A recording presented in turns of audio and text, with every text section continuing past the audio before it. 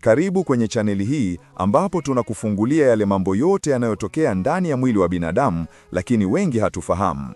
Kama ni mara yako ya kwanza kujiunga nasi leo, basi usisahau kusubscribe, like, share, weka maoni yako na bofya kitufe cha kengele ili kuwa wa kwanza kupata taarifa kila tunapoweka video mpya. Chaneli hii bado changa, kwa kufanya hivyo kutasaidia kuwafikia watu wengi zaidi. Leo tuko na jambo jipya na la ajabu kidogo. Hivi, umewahi kulala kisha ule muda wa kuamka ukashindwa kunyanyua kidole wala hata kutoa sauti? Yaani, unabaki tu umelala ukiwa huwezi kufanya kitu zaidi ya kutoa macho hapo ulipolala. Basi, niazime macho na masikio yako tukajifunze hali hii ambayo imewatokea wengi bila kujua sababu. Hali hii hujulikana kama sleep paralysis.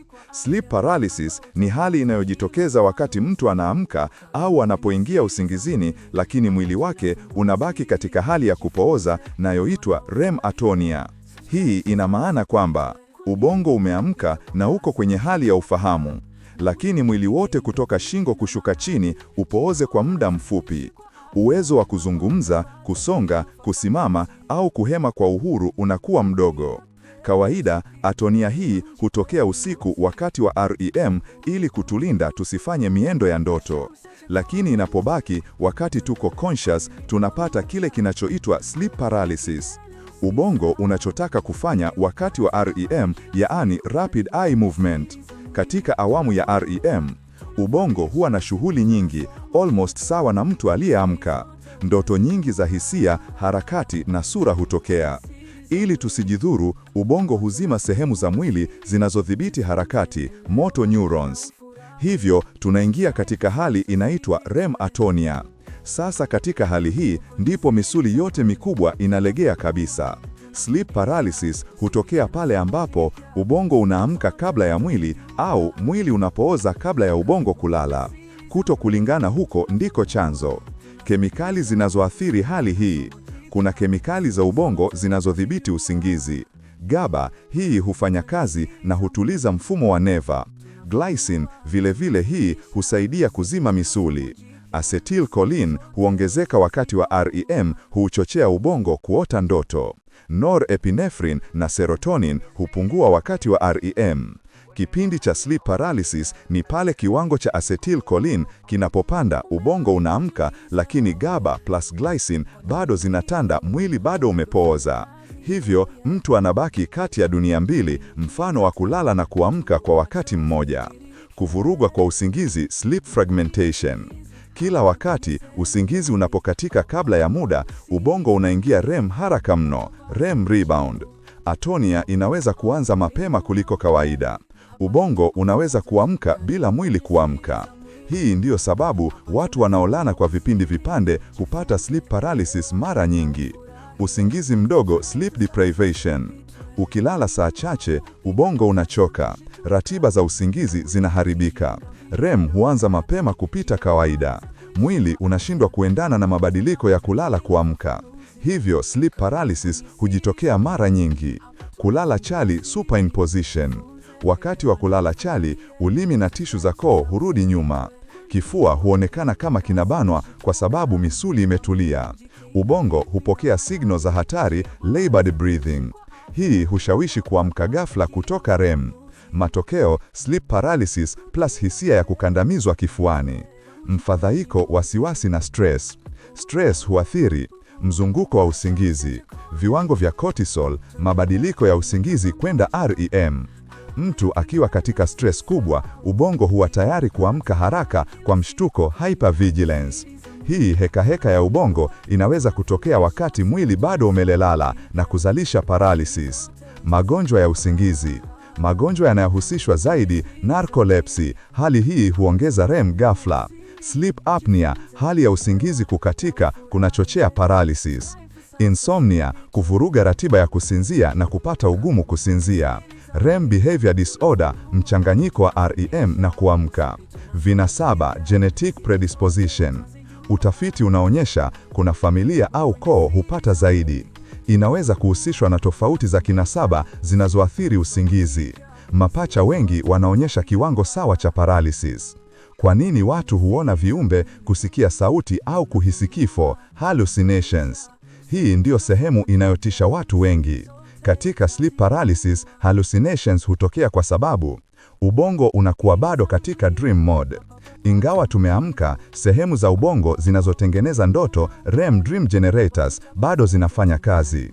Ndoto zinaingia kwenye dunia ya ukweli kwa sekunde chache. Mahali tulipo huunganishwa na picha za ndoto. Ndoto zinazoonekana katika paralysis ni za kiwango cha juu cha hofu, vivid fear hallucinations. Amygdala inaamshwa kupita kiasi. Amygdala ni sehemu ya ubongo inayohisi hofu. Katika paralysis, ubongo unaamka kwa mshtuko. Atonia inasababisha hofu, amygdala inawashwa kupita kiasi. Hisia ya hatari hutengenezwa bila kitu halisi. Hii ndiyo sababu watu huhisi kuna kitu kimeniangalia, kuna mtu ndani ya chumba, kuna kiumbe pembeni ya kitanda. Ni ubongo unatafuta chanzo cha hofu bila sababu halisi. Pressure hallucinations, hisia ya kuopewa au kukandamizwa kifuani. Watu wengi huripoti kitu kinakalia kifua, nafsi nasema kuna kiumbe kimeketi juu yao, wanashindwa kupumua, yaani mfumo unaendelea. Kwa nini? Kwa sababu atonia inapoendelea, pingile za kifua hazisongi sana. Hakuna nguvu ya kuchochea pumzi pana. Ubongo unahisi ukosefu wa udhibiti. Hofu inaongeza hisia ya uzito kifuani. Ni physiological plus psychological. Shadow figures and dark entities. Hizo kivuli, jini, mnyama au kiumbe kisichoeleweka hutokea kwa sababu ubongo unajaribu kufasiri hofu. Mwanga hafifu unachangia kuona umbo lisiloeleweka. Kumbukumbu za ndoto zinachanganyika na mazingira ya chumba. Ni kitendo cha ubongo kutengeneza threat image ili kueleza hofu inayoendelea. Kwa nini unahisi kama kuna mtu anahusika? Katika paralysis, mtu anaweza kuhisi hatua za mtu, mlio wa mlango, kitu kinapumua karibu, kitu kinagusagusa mwili, sauti inayosema maneno fulani. Hii inatokana na kuchanganyika kwa hallucinations za kusikia, auditory hallucinations. Ubongo kutafuta sababu ya hofu, kuchanganya ndoto na uhalisia. Ubongo unapokuwa kwenye hofu, hutengeneza mchoro wa hatari bila ushahidi. Hii ni reflex ya kiasili ya kuishika. Sasa hivi ni kwa nini watu wengine wapata sana na wengine hapana?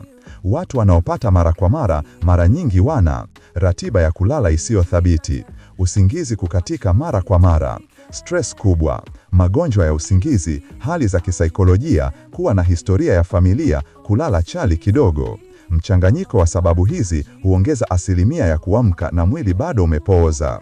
Kisayansi, hali hii huwa haitoi madhara ya mwili, haiwezi kuua, haibebi hatari ya kuharibika kwa ubongo, si tukio la mzimu, jini au nguvu ya giza.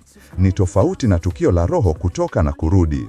Kinachotisha ni hisia, sio tukio lenyewe. Sleep paralysis inaonekana halisi kuliko ndoto kwa sababu ubongo unafanya kazi katika reality mode kama tumeamka, lakini pia unaingiza dream mode, picha na sauti. Hisia za hofu zinakuwa juu. Atonia inazuia mwili kufanya chochote. Ubongo unachanganya hisia na mazingira halisi ya chumba. Ndoto plus uhalisia plus hofu plus atonia is equal to sleep paralysis feeling atonia. Jinsi ya kukomesha au kupunguza sleep paralysis.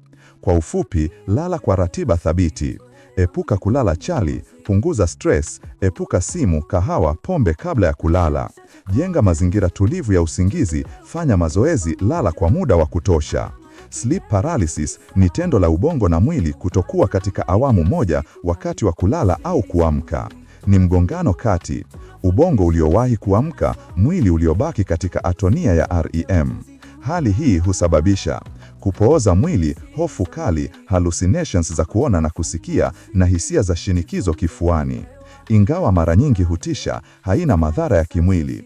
Ni tukio la kibiolojia linalotokea kutokana na mabadiliko ya usingizi, stress, kulala vibaya na msongamano wa usingizi. Natumai umepata kitu na umeelewa kuhusu hali hii. Usisahau kutuandikia maoni yako, kusubscribe na kulike video hii. Itapendeza zaidi kama utashare kwa wengine ili wanufaike na maarifa haya adimu. Karibu kwenye siri za mwili. Tunafumbua, tunafundisha, usipitwe na somo jipya. Siri zote utazijua.